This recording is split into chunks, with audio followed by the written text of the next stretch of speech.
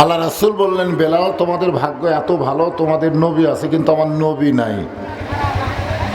আপনারা বলেন তো নবী থাকাতে লাভ কি? আমাদের যে নবী আছে এতে আমাদের লাভ আছে না নাই? কি লাভ?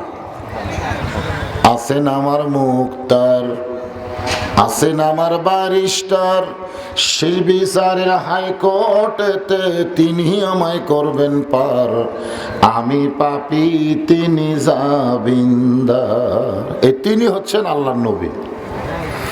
আমরা যখন আল্লাহর সামনে আসামি হয়ে দাঁড়িয়ে যাব, আমাদের পক্ষে ওকালতি করার একটাই মানুষ, তিনি হচ্ছেন আমাদের নবী। আমাদের পক্ষে ওকালতি করে ব্যারিস্টারি করে আমাদেরকে আল্লাহর কাছ থেকে জামিন করে জান্নাতে প্রবেশ করাবেন। নবী থেকে কি লাভ জানেন? আল্লাহ রাসূল বলেছেন, আমার একজন উম্মত যতক্ষণ জান্নাতের বাহিরে থাকবে, আমি রাসূল ততক্ষণ জান্নাতের মধ্যে ঢুকবো না। আল্লাহ রাসূল বলেন, বেলাল মানুষ কবরে গেলে তাকে মুনকির নাকি 3টা প্রশ্ন করবে। ধরে কোন কয়টা? কিন্তু আমি নবী যদি কবরে না যাই তাহলে আমাকে প্রশ্ন করবে কেমনে? এ কথার দ্বারা রাসূল বোঝালেন আমাদের কবর হবে কিন্তু রাসূলের কবর নেই। যেটা আছে তার নাম হলো রওজা। জোরে বলেন তার নাম কি? রওজা। ইসলামের আলো জ্বালায়া দিয়া নবী শুইয়া আসেন সোনার মদিনায়। কেউ সাহস করে বলেন তো, ইসলামের পতাকা উড়ায়া দিয়া নবী ময়রা। ময়রা কোয়া যাবে? একটা লোক বলেন তো ময়রা। দেখেন আপনার ভিতর থেকে বিবেকই বলবে না রে না, রাসূলের শানে মরা শব্দ বলা যাবে না। আমাদের রাসূল যখন দুনিয়া থেকে বিদায় নিলেন, আল্লাহ রাসূল কিন্তু বলেছেন 3টা কাজ তোমরা খুব তড়িঘড়ি করো। কয়টা? একটা হলো কোনো মানুষ মারা গেলে তাকে তাড়াতাড়ি দাফন করো। 2 নম্বর হলো ছেলে মেয়ে যদি বিবাহের উপযুক্ত হয় তাকে তাড়াতাড়ি বিয়ে দাও, কোনো অকাম করার আগেই বিয়ার কামটা করে দাও। এটা কয় নম্বর? 3 নম্বর হচ্ছে ঋণগ্রস্ত কোনো মানুষ যদি হাতে টাকা পয়সা চলে আসে সাথে সাথে ঋণ পরিশোধ করো। এই 3টা কাজে দেরি করা যাবে না। অথচ রাসূল বিদায় নেওয়ার 3 দিন পর্যন্ত, কয়দিন? 3 দিন পর্যন্ত তাকে দাফন করা যায়নি। এজন্য আমরা বিশ্বাস করি আমাদের রাসূল মরে নাই, আমাদের নবী শুয়ে আছেন। সুবহানাল্লাহ বলেন। দরুদ পড়তে আমাদের কোনো আপত্তি আছে? যখনই দরুদ পড়বেন একটু জোরে জোরে ফেরেশতারা যেন শুনবার পায়। যখনই নবীর নাম উচ্চারণ হবে জবান খুলে বলবো সাল্লাল্লাহু আলাইহি ওয়াসাল্লাম। শরিয়া কবরস্থানে উন্নয়ন কল্পে আজকের এই ইসলামী জলসায় আল্লাহ তাআলা যিনাকে সম্মানিত সভাপতির আসনে কবুল করেছেন, জনাব আলহাজ মোহাম্মদ ইসমাইল হোসেন। আপনি মনে হয়? জি আলহামদুলিল্লাহ। আজকের এই মাহফিলের সম্মানিত, এটা কি প্রধান অতিথি? প্রধান অতিথি জনাব আলহাজ মোহাম্মদ আনোয়ার হোসেন হেলাল এমপি। সব বিজ্ঞাপনে নাম থাকে কিন্তু আসে না। আজকের এই মাহফিলের সম্মানিত বিশেষ অতিথিবৃন্দ, সম্মানিত অতিথিবৃন্দ, সম্মানিত ওলামায়ে কেরাম। আমি আগে থেকে জানি শরিয়া গ্রাম আলেম ওলামার ফ্যাক্টরি। সুবহানাল্লাহ বলেন। অসংখ্য আলেম ওলামা এই গ্রামে আছে না নাই? সবাই তো আসেনি, অনেকে এসেছে। যে সমস্ত আলেম ওলামা আপনাদের মাঝে মাঝে বসে আছেন, মঞ্চে আছেন, মাগরিবের নামাজের পর থেকে যারা 10টা পর্যন্ত যিনারা আলোচনা করে আপনাদেরকে ধন্য করলেন, আলেম ওলামা সহ আজকের মাহফিলের বক্তাগণকে অন্তরের অন্তঃস্থল থেকে আমি শুভেচ্ছা জ্ঞাপন করছি। সম্মানিত আল্লাহর বান্দারা যারা আমার সামনে বসে আছেন, কঠিন শীত উপেক্ষা করে ল্যাব তোষকের একটা মহব্বত কলিজাত আছে না নাই? সেই মহব্বতকে অন্তর থেকে বের করে দিয়ে আল্লাহ রাসূলের মাহাব্বত, সুবহানাল্লাহ বলেন, কলিজার মধ্যে ধারণ করে এই পবিত্র কোরআনের আকর্ষণে আমার সামনে যারা বসে আছেন, আমি আমার অন্তরের অন্তঃস্থল থেকে আপনাদের সবাইকে শুভেচ্ছা জ্ঞাপন করছি।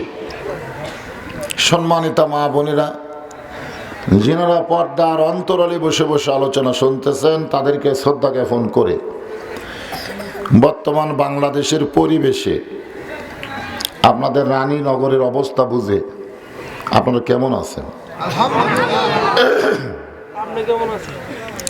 আমরা কিন্তু কয়েকটা তসবিহ পড়ি, কয়েকটা।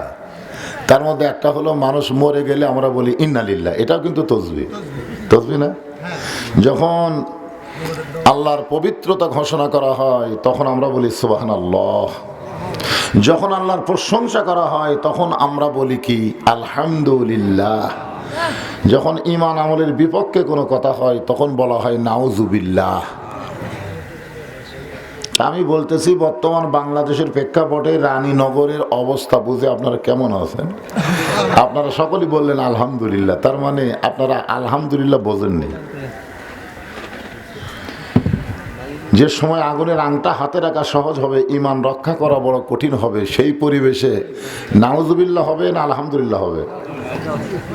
কথা কয় না। নাউজুবিল্লাহ বলাও তো সওয়াব রে পাগল, খালি আলহামদুলিল্লাহ বলি সওয়াব। নাউজুবিল্লাহ এটা কার জিকির? আল্লাহর তাসবিহ। নাউজুবিল্লাহ এর মধ্যে আল্লাহর নাম আছে না নাই? আলহামদুলিল্লাহ আল্লাহর নাম আছে না নাই? ইন্না লিল্লাহ আল্লাহর নাম আছে না নাই? সুবহানাল্লাহ আল্লাহর নাম আছে না নাই? আমরা বাংলাদেশের মানুষ নাউজুবিল্লাহ কম কই। এই মুহূর্তে আমরা আলহামদুলিল্লাহ বলবো এই কারণেই যে এমন একটা জায়গায় আল্লাহ আমাদেরকে কবুল করেছে, যে জায়গাকে বলা হয়েছে রিয়াজুল জান্নাহ। রিয়াজুল জান্নাহ মানে বেহেশতের টুকরা, যেখানে কোরআন হাদিসের জিকির আজকার হয়, কোরআন হাদিসের আলোচনা হয়। ওই মাহফিল যতক্ষণ চলবে ততক্ষণ জান্নাতের বাগান হিসাবে থাকবে। এই মুহূর্তে তাহলে আমরা কোন জায়গায় বসেছি? জান্নাতের বাগানে। যে আল্লাহ দয়া করে রহম করে আমাদেরকে জান্নাতের বাগানে কবুল করেছেন, আমরা সে আল্লাহর উপরে খুশি না বেজার? তাহলে সমস্বরে সকলে বলবো রব্বানা লাকাল হামদ হামদান কাসীরান তাইয়িবান মুবারাকান ফীহি। আমরা প্রশংসা আল্লাহর করলাম, লাভ কার? আপনি আমার প্রশংসা করেন, আমার দাওয়াত বেশি হবে, আপনাকে কোনো লাভ হবে না। আপনি কোনো নেতার প্রশংসা করেন, সামনে ইলেকশনে ভোটে জয় হবে, আপনাদের কোনো লাভ হবে না। আপনার ডাক্তারের প্রশংসা করেন, রুগী বেড়ে যাবে, কিন্তু আপনাদের কোনো লাভ নাই। কিন্তু আল্লাহর প্রশংসা করলে আল্লাহর কোনো লাভও নাই, লসও নাই। জোরে কোন কথা ঠিক কি না? বরং যারা প্রশংসা করবে, হাদিস শরীফে বলা হয়েছে তামলাউল মিজান। মিজান মানে কি? আরবিতে মিজান, বাংলা কি? মাপকাঠি। সরাসরি দাঁড়ি পল্লা বলতে আপনাকে কোন জায়গায় বাঁচতেছে? জোরে কোন নাম কি? আরো জোরে, জোরসে বলুন। জোর হলো না, আরো জোরে। অনেকে বলতেছে না, কারণ হাইকোর্ট থেকে দাঁড়িপাল্লা বাতিল করছে নাকি। বর্তমান সরকার হাইকোর্ট থেকে দাঁড়িপাল্লা বাতিল করবার পারলেও কোরআন থেকে দাঁড়িপাল্লা বাতিল করার ক্ষমতা কারো। ওয়াল ওয়াজনা বিল কিসতি ওয়ালা তুখসিরুল মিজান।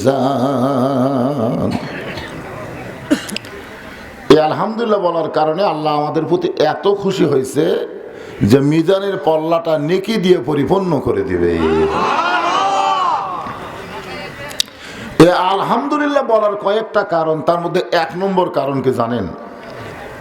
এক নম্বর কারণ হলো রুহের জগতে আল্লাহ আমাদেরকে প্রশ্ন করেছিল, মনে নাই কিন্তু করেছিল, এটা বিশ্বাস করা লাগবে।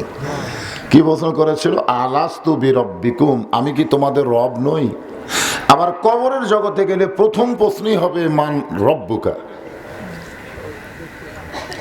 রুহের জগতে প্রশ্ন হয়েছিল আমি কি তোমাদের রব নই, আর কবরে প্রশ্ন হবে তোমার রব কে?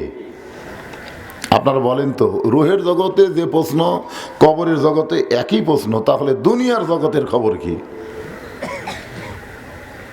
আমি কিন্তু গোরস্থানকে লক্ষ্য করি, মানুষ মরে গেলে যে আয়াত কয় সে আয়াত দিয়ে আজকে তাফসীর হবে। আমাদের কাহালতে কোনো মানুষ মরে গেলেই সবাই বলে ইন্না লিল্লাহি ওয়া ইন্না ইলাইহি রাজিউন। আপনাদের রানীনগরের খবর কি? একই খবর। আচ্ছা মনে করেন যে আওয়ামী লীগ মরে, বিএনপি, জামাত ইসলাম, তাবলিগ, পীর মুরিদি, তার মানে আমরা কি বুঝাচ্ছি? বাঁচা থাকতে আমরা বহু দল করি, সমস্যা নাই, মরার পরে একই দোয়া নাকি? মরার পরে এক হলে হবে না, বাঁচে থাকতে আমাদের এক হওয়া লাগবে। জোরে কোন কথা ঠিক কিনা? এ কথা কার?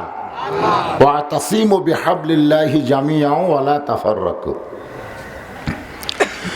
মনে করেন এই কোরআনের মাহফিল আমরা যারা বসে আছে, আমরা কিন্তু সবাই এক দল করি না। আমরা কি সবাই একদল করি? এখানে অনেক আওয়ামী লীগ, বিএনপি, জাতীয় পার্টি, জামাত, তাবলিগ, পীর মুরিদি আছে, কিন্তু বসে আছি আমরা এক জায়গায়। কারণ কি কন্ত? শুধুমাত্র কোরআনের মাহফিলের কারণে 14 দল 20 দল মানুষ যদি এক জায়গায় বসতে পারে, যেদিন আল্লাহর কোরআন দিয়ে বাংলাদেশ চলবে সেদিন কোনো দলাদলি থাকবে না, সব মুসলমান এক দল হয়ে যাবে। কয় দল? এক দল। এত দলাদলি হওয়ার পিছনে কারণ কি? এই তাবলিগের মধ্যেও 2 দল আছে, এক দলের ইজতেমা শুরু হচ্ছে, আর এক দলের ইজতেমা পরে হবে। একটা হলো ওয়াজাহাতি আলেম ওলামার দল, আর একটা হলো ইতাআতি আগেকার দল। আগে কয় দল ছিল? এক দল। এখন কয় দল? 2 দল। হয়তো সামনে আরো কিছু দল বারবার পারে। আমাদের যারা মাযহাবপন্থী তাদের মধ্যেও 4টা দল আছে, হানাফি, হাম্বলি, শাফি, মালিকি, আছে না নাই? যারা পীরপন্থী তাদের মধ্যেও 4টা দল আছে, কাদরিয়া, চিশতিয়া, নকশবন্দিয়া, মোজাদ্দিদিয়া, আছে না নাই? যেরকম আছে না নাই? এইরকম 73টা দল। কয় দল? 73টা দল। রাসূল বলেছেন বনি ইসরায়েলের সময় 72, আর আমার উম্মতের মধ্যে হবে 73। এই 73 দলের মধ্যে এক দল শুধু জান্নাতে যাবে, আর বাদ বাকি 72 জাহান্নামে যাওয়া লাগবে।